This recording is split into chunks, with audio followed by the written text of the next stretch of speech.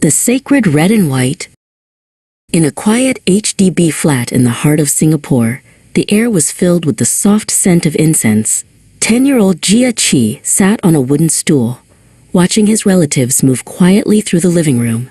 His family was holding a wake for his great-grandfather. Everything looked different today. Beside him, his Uncle Tek rested a hand on his shoulder, his face solemn but kind. "There are many things we do out of respect, Sha Qi," Uncle Tek whispered. "Would you like to learn why?" Sha Qi followed Uncle Tek to the family altar. Usually, the statues of Guan Yin and Tua Pek Kong stood bright and clear. But today, vibrant red veils were placed over them, covering the statues entirely from head to base so not a single bit of the porcelain showed.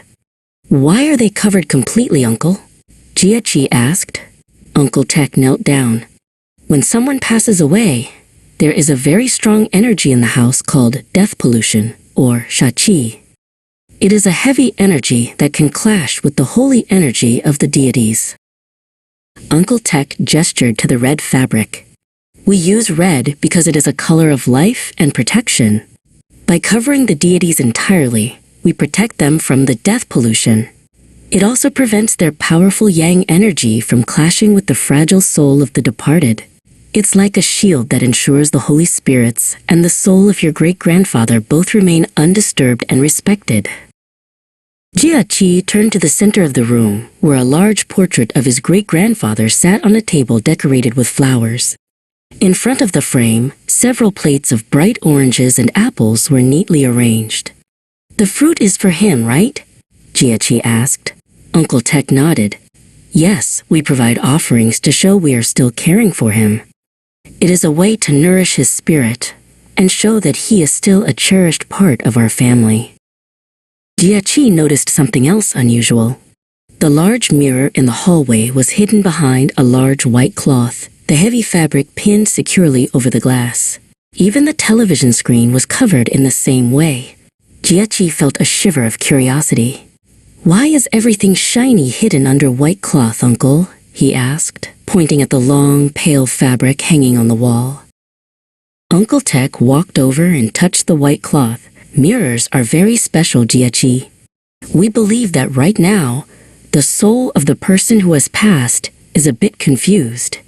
If a soul sees its own reflection, it might get startled, traumatized, or even trapped inside the glass. This is called soul capture. We cover mirrors with white cloth to ensure your great-grandfather's spirit stays calm and can find its way peacefully to the next world." Uncle Tek lowered his voice as they moved further down the hall. "There is another reason we use the white cloth. When we are mourning, our qi, our inner life force, can become a little weaker because of our sadness. We believe that an open mirror could steal or drain that weakened qi from the living. By covering the reflective surfaces, we are keeping our own energy safe and strong within us." "There is also an old warning about doubling the death," Uncle Tek explained to Sha Qi. "If the reflection of the funeral or the symbols of mourning is caught in a mirror, it looks like there are two of everything. To our ancestors, this was a sign of bad luck, as if inviting a second tragedy to follow the first. We cover the glass to say that one loss is enough, and we will protect the rest of the family." Sha Qi felt a sense of relief. The house didn't feel scary. It felt cared for and protected. He found a small piece of white cloth on a side table and walked to a small, shiny metal clock that hadn't been covered yet. With a steady hand, he draped the cloth over the reflective metal. He wanted to help protect the family's qi and help his great-grandfather find his way without any distractions. Uncle Tek watched Sha Qi with a proud smile. He walked over and placed a hand on the boy's shoulder. "You are learning well, Sha Qi. These traditions are how we show love to those who are gone and how we look after those who are still here." Together, they looked at the quiet, protected home, ready to honor their family with ancient wisdom and new understanding.